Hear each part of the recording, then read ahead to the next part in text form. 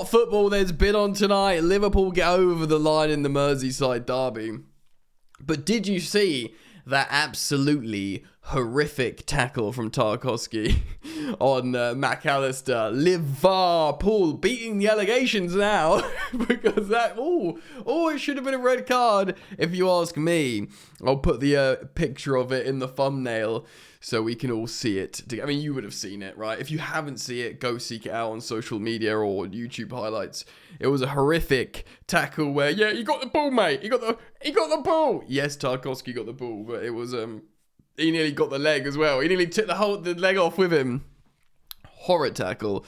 So I want to speak about the games tonight. Welcome on back to Football Yannick. It's lovely to have you. I've been sick the last few days, but I'm slowly regaining my life force. And if you want me to feel better, heck, why don't you drop a like on this video and subscribe, huh? We're on like a big momentum, I must say. It's what happens when you upload every day on a YouTube channel. You get a lot of momentum, and boy howdy, we've got some. So thank you for liking and subscribing to this channel, Football Yannick, if you are interested in my commentary. We'll start on the Liverpool game, and then we will talk about some of the other results in today's, or this evening, should I say, round of games. So, Liverpool at home at Anfield playing Everton, and a resurgent Everton. I think they were like unbeaten in 9 games, but they had loads of draws, or certainly a few draws towards this game. And it was a lot of Liverpool pressure, but there were times, I think Beto had the ball, scored, it was offside. He also hit the post. So there were moments on the counter where Everton really did actually threaten Liverpool. Of course, Liverpool were without Alisson, but they've got Kelleher in goal, who's just really good. It kind of blows my mind a little bit why they've bought Mamadashvili, because their other keeper's really good. Like, no wonder Kelleher wants to leave. It had a front four of Diaz, Jota, Salah with Szoboszlai in behind, because Curtis Jones played at right back in the absence of both Conor Bradley and Trent Alexander-Arnold, who of course is Hada Madrid. So yeah. Right, so the player of the game was Luis Diaz. He created the assist, he created the goal, shall I say, he registered the assist for Diogo Jota's goal. He created 5 chances, no one created more than one other than him. So really actually made 6 key passes as well. And won 8 out of 10 ground duels. This was a huge game for Luis Diaz. It's just working really, really hard, creating loads of chances. So he deserves his flowers. And look, to be honest, in terms of this game, in isolation, it's so important they go over the line, because it is a resurgent Everton under David Moyes.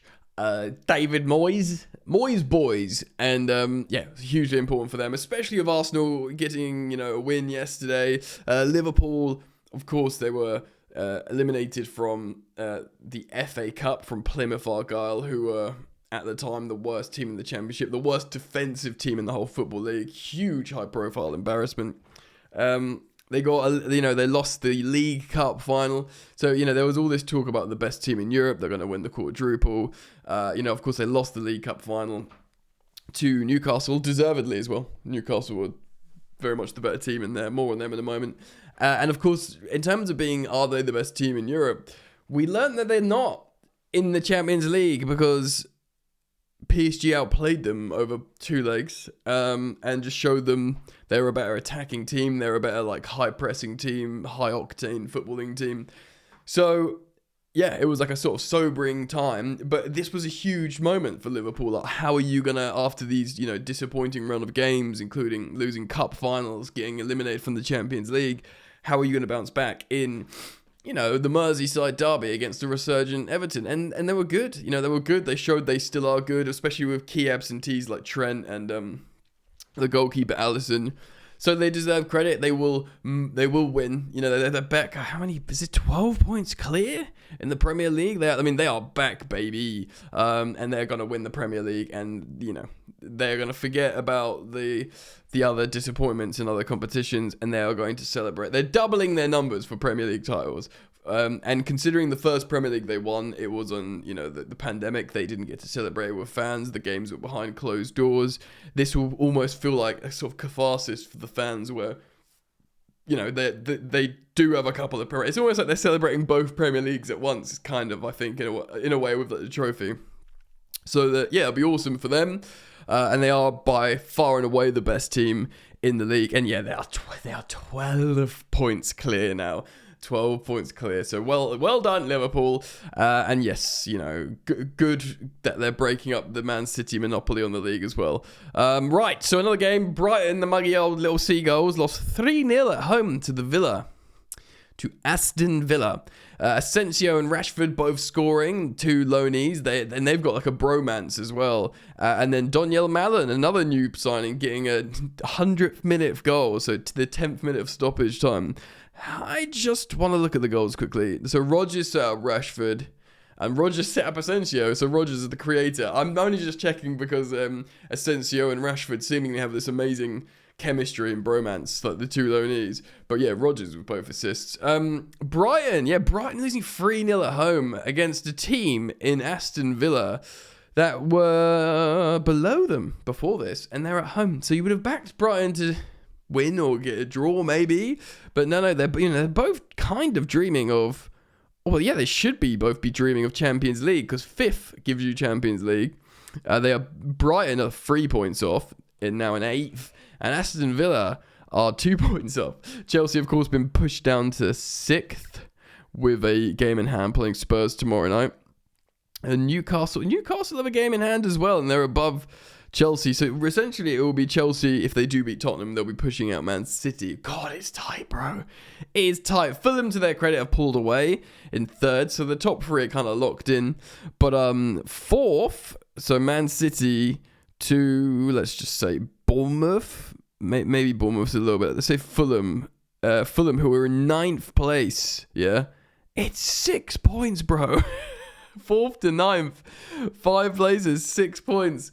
It is tight. So Brighton will feel really, really frustrated, because also it's a game of momentum. We are in the run-in now, whichever way you look at it.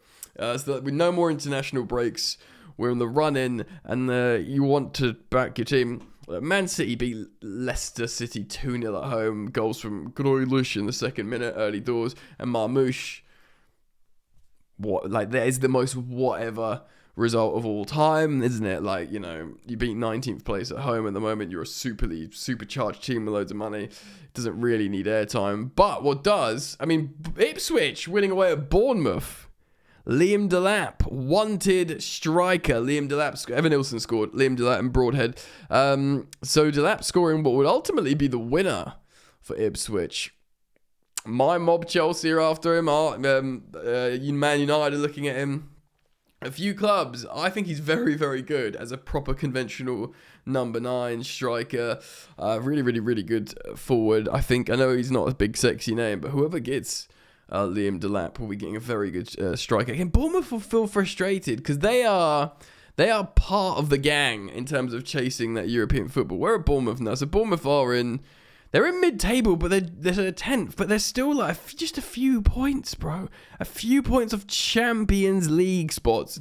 If Bournemouth get into the conference, it's freaking great. And they are basically there. They're in terrible form. I'm just looking, loss, draw, loss. So they might fall away, actually. But, Ipswich, let's look at Ipswich. Can they do it? They're 9 points off. That win yesterday from Wolves was a killer, wasn't it? If Wolves lost to West Ham and were on 26, it might have given Ipswich hope, but they are down. But, it's good for morale. It's good for, Liam Delap getting that. It's not even, because they will go down, it's 40 million release clause regardless. So, yeah, it's just good for him as his career. Newcastle Brentford was a significant game. Of course, Newcastle also chasing Champions League football. They've got a game in hand like Chelsea, but Chelsea play tomorrow, so they will still have a game in hand on the Chelsea. Currently sitting in a Champions League spot in 5th place behind Man City. Like I said, with that game in hand, and should they win that, they could be clear of Man City into 4th. So Newcastle going really, really good, but they had a tough game here, bro. They had a tough game here against Brentford, and I watched some of this in between games and saw chances. Of course, when Burmo scores a penalty, but there were chances on the break, putting crosses in the box. And although good solid home performance from Newcastle United, I'm looking at the attacking momentum. It was pretty evenly distributed as well between Newcastle and Brentford. In fact, get this. Brentford just shaded possession with 52% away from home at St James's. Brentford created more XG, so it was 1.43 to Newcastle. It was 1.63 to Brentford, so more quality. Despite only having like nearly half the shots, Newcastle had more shots. The better quality and higher value goal scoring chances ultimately went to Brentford. So it was a hard-fought win for Newcastle. Of course, Brentford are sitting in 11th. I mean, but even there, so they lost Brentford. They could have won this game. Let's just say with the stats. Should they have won it, they would be on 44 points, where Bournemouth are, and they'll be dreaming of some form of European football. It's such an intriguing season in that sense that like so many mid-table teams can like dream of some form of European qualification, especially because there is essentially an extra spot of Europe. Sorry, I'm getting distracted here. Anyway, let me know what you think. Mental night of football. Love reacting to it. Love talking about the games and the big decisions like the friggin' the non-red card. Let me know what you think. Please do leave your thoughts down in the comments section below. I'll thank you for joining me. Thanks as always, guys, for your support, for the new subs to the channel, for people who like and share and do all the stuff to support my content. It is really appreciated, and I'm really enjoying making diversifying my content on this channel and doing something a bit different, because it's just nice just not always talking about your own football club. I love talking about Chelsea. I don't want to stop. I won't stop football therapy ever, while I'm still young enough to do it. But it's such a great blessing to also diversify and just speak about football in general and other teams. So if you're interested in my thoughts on it, thanks for hopping on for the ride. And I'll hopefully see you guys back here soon. All right, peace.